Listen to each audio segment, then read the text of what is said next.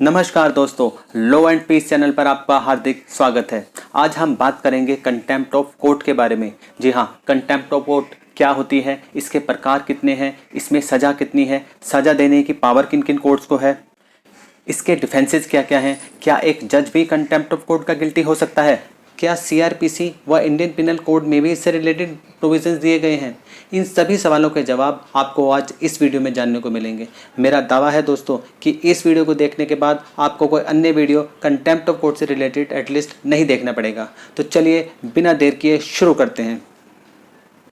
Contempt proceedings contempt of court act 1971 से govern होती है। यह एक्ट कहता है कि कंटेम्प्ट दो प्रकार की होती हैं, सिविल कंटेम्प्ट और क्रिमिनल कंटेम्प्ट।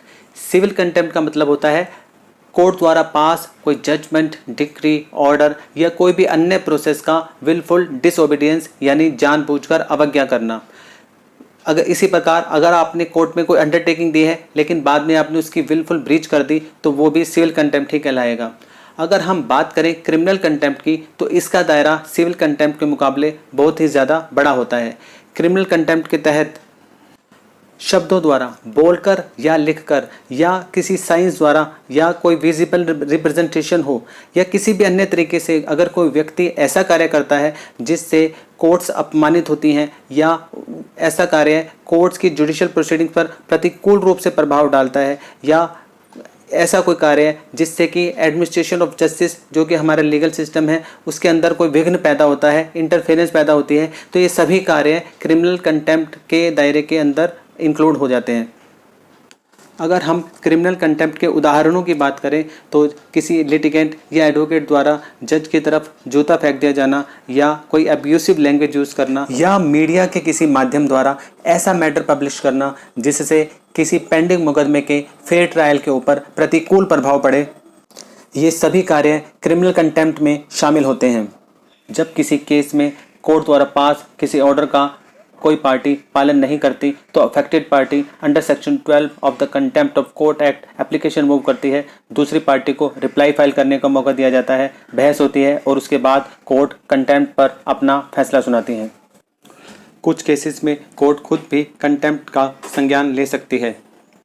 कंटेम्प्ट लॉ इसलिए बनाया गया ताकि कोर्ट्स की गरिमा बरकरार रह सके और जज निर्भय होकर अपने कर्तव्यों का निर्वाह कर सकें। एक कंपनी भी कंटेम्प्ट लॉ के तहत गिल्टी हो सकती है। दोस्तों, कंटेम्प्ट लॉ काफ़ी पुराना है और अंग्रेज़ों के ज़माने से चला आ रहा है। पहले the contempt of court act 1926 था, उसके बाद 1952 का एक्ट आया और वर्तमान में the contempt of court act 1971 in force है। 1961 में मिस्टर एच.एन. सान्याल दी देन एडिशनल सॉलिसिटर जनरल की चेयरमैनशिप में एक कमेटी गठित की गई ताकि फंडामेंटल राइट्स और कंटेम्प्ट लॉ के बीच एक संतुलन स्थापित किया जा सके और अमेंडमेंट द्वारा वर्तमान एक्ट इन फोर्स आया। दोस्तों, कंटेम्प्ट लॉ हमारे दो फंडामेंटल राइट्स को टच करता है। पहला है राइट टू पर्सनल लिबर्टी और दूसरा है the right to freedom of speech and expression जो कि आर्टिकल 19(1) में दिया गया है।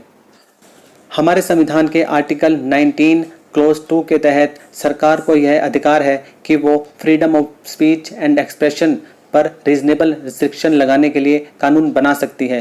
कंटेम्प्ट लॉ वहाँ पर एक्सप्रेसली वर्णित है। इसी संविधान के अनुच्छेद का प्रयोग करते हुए सरकार ने कंटेम्प्ट ऑफ कोर्ट एक्ट पारित किया है।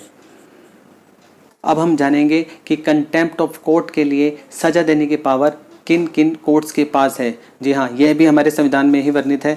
आर्टिकल 129 ऑफ आवर कॉन्स्टिट्यूशन कहता है कि the supreme court shall be a court of record and shall have all the powers of such a court including the powers to punish for contempt of itself.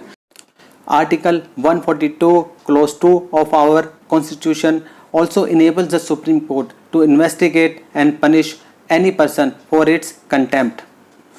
जी हाँ, supreme court को अपनी contempt के लिए सज़ा देने की power तो है ही, पर साथ ही साथ Delhi judicial service association versus state of Gujarat की जजमेंट जो कि 11 सितंबर 1991 को आई थी, इस जजमेंट में सुप्रीम कोर्ट ने कहा कि supreme court has the power to punish for contempt not only of itself but also of high courts, subordinate courts and tribunals functioning in the entire country. Similarly, Article 215 of our Constitution also says that high courts shall be a court of record and shall have all the powers of such a court, including the power to punish for contempt of itself. Section 10 of the contempt of courts act कहता है कि high court को जिस प्रकार अपनी contempt के लिए punishment देने की पावर है, इसको सबऑर्डिनेट कोर्ट्स की कंटेम्प्ट के लिए भी सजा देने की सिमिलर पावर होगी। कंटेम्प्ट ऑफ कोर्ट एक्ट के सेक्शन 12 के तहत सुप्रीम कोर्ट या high court contempt of court के तहत दोषी व्यक्ति को 6 महीने तक के कारावास की सज़ा या 2000 रुपये तक का जुर्माना या दोनों की सज़ा एक साथ भी दे सकती है। अगर कंटेम्प्ट प्रूव ना हो रहा हो तो दोषी व्यक्ति को कोर्ट डिस्चार्ज भी कर सकती है और उस व्यक्ति द्वारा माफ़ी मांगने पर अगर कोर्ट संतुष्ट हो जाए तो सज़ा में कमी भी कर सकती है।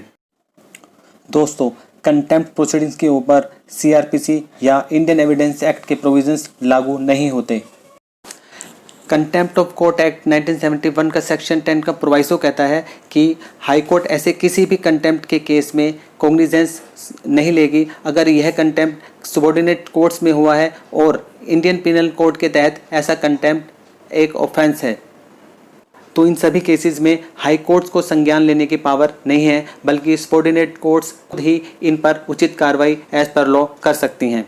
जी हाँ दोस्तों, section 175 of the Indian penal code के तहत अगर कोर्ट द्वारा ऑर्डर के बावजूद भी कोई व्यक्ति अगर कोई डॉक्यूमेंट या इलेक्ट्रॉनिक रिकॉर्ड कोर्ट के समक्ष पेश नहीं करता तो यह एक ऑफेंस है। सेक्शन 178 आईपीसी के तहत जब व्यक्ति ओथ लेने से इनकार कर दे या सेक्शन 179 के तहत जब व्यक्ति किसी पब्लिक सर्वेंट को किसी क्वेश्चन का आंसर देने से मना कर दे या सेक्शन 180 के तहत जब कोई व्यक्ति अपनी स्टेटमेंट को साइन करने से मना कर दे तो ये सभी एक ऑफेंसेस हैं और इनकी सज़ा इन्हीं सेक्शंस में दी गई है। इसी प्रकार सेक्शन 228 आईपीसी के तहत अगर कोई व्यक्ति किसी जुडिशियल प्रोसीडिंग में बैठे हुए पब्लिक सर्वेंट की इंटेंशनल इंसल्ट करता है या कोई इंटरप्शन कारित करता है तो कोर्ट उसे 6 महीने तक के कारावास या 1000 रुपये तक का जुर्माना या दोनों से सजा दे सकता है। इन्हीं इंडियन पिनल कोड के ऑफेंसेस का summary procedure criminal procedure code के सेक्शन 345, 346, 347 और 348 में भी दिया गया है। इन सेक्शंस के तहत कोर्ट 200 रुपये का जुर्माना लगाकर दोषी व्यक्ति को छोड़ सकती है। अगर व्यक्ति 200 रुपये का फाइन अदा नहीं करता तो उसे 1 महीने तक की सज़ा भी हो सकती है। कोर्ट इस समरी प्रोविजंस के तहत व्यक्ति द्वारा माफ़ी मांगने पर उसे डिस्चार्ज भी कर सकती है। दोस्तों, कंटेम्प्ट ऑफ कोर्ट एक्ट के तहत तो सज़ा देने की पावर केवल सुप्रीम कोर्ट और हाई कोर्ट के पास ही है, परंतु कोर्ट्स के पास अपने द्वारा पारित ऑर्डर के अगर कोई वायलेशन करता है तो उसमें सज़ा देने के लिए अलग से सीपीसी में भी स्पेसिफिक प्रोविज़न दिए गए हैं। फॉर एग्जांपल, अगर कोर्ट द्वारा पास किसी इंजंक्शन ऑर्डर का कोई वायलेशन करता है तो affected party under order 39 rule 2A की एप्लीकेशन लगा सकती है और इसके तहत कोर्ट दोषी व्यक्ति की प्रॉपर्टी अटैच कर सकती है और उसे 3 महीने के लिए सिविल प्रिजन भी भेज सकती है। दोस्तों, 2 जनवरी 2017 को Vitu Saha Oberai versus courts of its own motion 2017 SCC online में सुप्रीम कोर्ट ने कहा कि article 215 does not give power to high court to punish for contempt of Supreme Court. यानी अगर कोई व्यक्ति सुप्रीम कोर्ट की कंटेम्प्ट करता है तो उसे सज़ा देने की पावर केवल सुप्रीम कोर्ट को ही होगी, हाई कोर्ट को नहीं। सेक्शन 14 कहता है कि अगर कंटेम्प्ट हाई कोर्ट या सुप्रीम कोर्ट के समक्ष की गई हो तो कोर्ट उसे तुरंत कस्टडी में लेने का ऑर्डर कर सकती है और उसे तुरंत लिखित में कंटेम्प्ट के एक्यूजेशन के बारे में बताएगी, उसे डिफेंस की अपॉर्चुनिटी दी जाएगी और एविडेंस लेने के बाद कोर्ट उसे वो सज़ा या डिस्चार्ज कर सकती है जैसा कोर्ट को उचित लगे। दोस्तों, अगर किसी व्यक्ति के खिलाफ कंटेम्प्ट प्रोसीडिंग शुरू की गई है तो वह व्यक्ति क्या डिफेंसेस ले सकता है। कंटेम्प्ट ऑफ कोर्ट एक्ट 1971 में कुछ कार्य स्पेसिफिकली वर्णित हैं जो कि कंटेम्प्ट ऑफ कोर्ट के तहत इंक्लूड नहीं होते, जैसे कि सेक्शन 3 कहता है अगर उस व्यक्ति के पास यह विश्वास करने के लिए कोई रीजनेबल ग्राउंड नहीं था कि प्रोसीडिंग्स कोर्ट में अभी पेंडिंग हैं तो ऐसे किसी मैटर का पब्लिकेशन या डिस्ट्रीब्यूशन, भले ही ऐसा डिस्ट्रीब्यूशन और पब्लिकेशन जस्टिस के अंदर इंटरफेरेंस पैदा कर रहा हो या इंटरफेरेंस की प्रवृत्ति रखता हो, तब भी यह एक्ट कंटेम्प्ट ऑफ कोर्ट के तहत शामिल नहीं होगा। इसी प्रकार सेक्शन 4 कहता है कि fair and accurate report of judicial proceedings contempt नहीं है। सेक्शन 5 कहता है कि fair criticism of judicial act is not contempt. इसी प्रकार सेक्शन 6 भी सबॉर्डिनेट कोर्ट के जुडिशियल ऑफिसर्स के खिलाफ अगर कोई व्यक्ति कंप्लेंट करता है तो सेक्शन 6 में वर्णित सर्कमस्टांसेस के तहत ऐसा कार्य भी कंटेम्प्ट नहीं माना जाएगा। इसी प्रकार सेक्शन 7 के तहत ऐसे मैटर का पब्लिकेशन जो कि इन चैम्बर्स या इन कैमरा प्रोसीडिंग से रिलेटेड है, कुछ सर्कमस्टांसेस में कंटेम्प्ट नहीं माना जाता। दोस्तों, कंटेम्प्ट प्रोसीडिंग्स में सेक्शन 13 एक बहुत ही इंपॉर्टेंट सेक्शन है। यह सेक्शन कहता है कि कोई भी कोर्ट कंटेम्प्ट प्रोसीडिंग्स में तब तक सज़ा नहीं देगी जब तक कि यह संतुष्ट न हो जाए कि कंटेम्प्ट का नेचर ऐसा है कि इट सब्सटेंशियली इंटरफेयर्स और tends substantially to interfere with the due course of justice. 17 March 2006 की अमेंडमेंट द्वारा सेक्शन 13 में एक और क्लोज ऐड की गई जिसके तहत कोर्ट अब जस्टिफिकेशन बाय ट्रूथ को भी एक वैलिड डिफेंस मान सकती है अगर कोर्ट संतुष्ट हो जाए कि यह पब्लिक इंटरेस्ट में है और request for invoking this defence is bona fide. Section 15 कहता है कि सेक्शन 14 के अलावा अन्य क्रिमिनल कंटेम्प्ट के केसेस में सुप्रीम कोर्ट या हाई कोर्ट या फिर तो खुद एक्शन ले सकते हैं या एडवोकेट जनरल के मोशन मूव करने पर या एडवोकेट जनरल की लिखित सहमति से किसी अन्य व्यक्ति द्वारा मोशन मूव करने पर संज्ञान ले सकते हैं। दोस्तों, अब हम आते हैं एक इम्पोर्टेंट क्वेश्चन पर कि क्या एक जज भी कंटेम्प्ट ऑफ कोर्ट का गिल्टी हो सकता है? जी हाँ, हो सकता है। सेक्शन 16 में यह एक्सप्रेसली वर्णित है। एक जज या मैजिस्ट्रेट या कोई भी अन्य व्यक्ति जो कि जुडिशली एक्टिंग कर रहा हो वो अपनी कोर्ट का भी और किसी अन्य कोर्ट का भी कंटेम्प्ट ऑफ कोर्ट का गिल्टी हो सकता है।